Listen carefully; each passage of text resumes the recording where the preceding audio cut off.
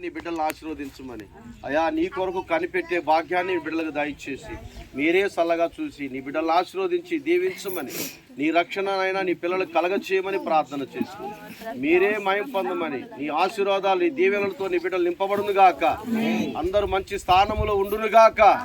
అయా నీ బిడ్డలను ఆశీర్వదించి మీరే మయం పొందమని యేసు నామములో ప్రార్థించి వేడుకొస్తున్నాం తండ్రి.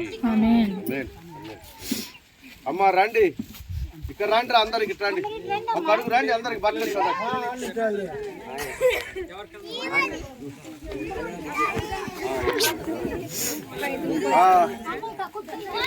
ఓకే.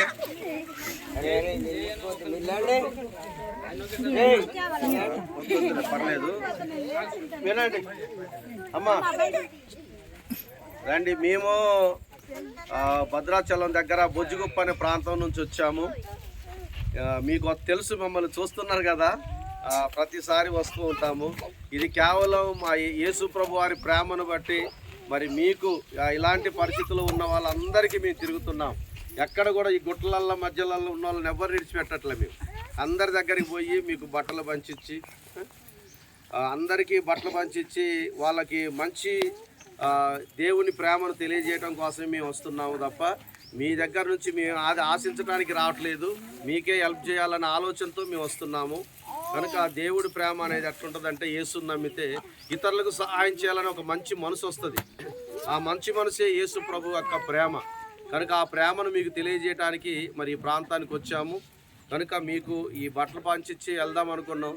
మీరందరూ లేదంటే ఇవన్నీ ఇచ్చేసి మీ దగ్గర పెట్టేసి వెళ్ళిపోదాం అనుకున్నాం. మీరు చేపలు పోయారని అంటే చేపలు పడడానికి వెళితే మీకు ఇక్కడ పెట్టేసి వెళ్ళిపోదాము, వచ్చినాక పంచుకుంటారేమని అనుకున్నాము. అన్నీ అనుకున్నాం. ఏంటంటే ఊళ్ళో ఎవరైనా పెద్ద ఉంటే వాళ్ళకి అప్పచెప్పిపోతే మీరే పంచుకుంటారని కూడా అనుకున్నాము. సరే, మీరందరూ వచ్చారు కనుక మీ అందరిని బట్టి మేము చాలా సంతోషపడుతున్నాము. మీరు చేపలు పోయిన వాళ్ళు కూడా తిరిగి వచ్చారు, చాలా హ్యాపీ. కనుక మరి ఈ బట్టలు మరి తీసుకోవాలని కోరుచున్నాము. ఈ పిల్లలకి ముందు బట్టలు ఇద్దాము. పిల్లలకి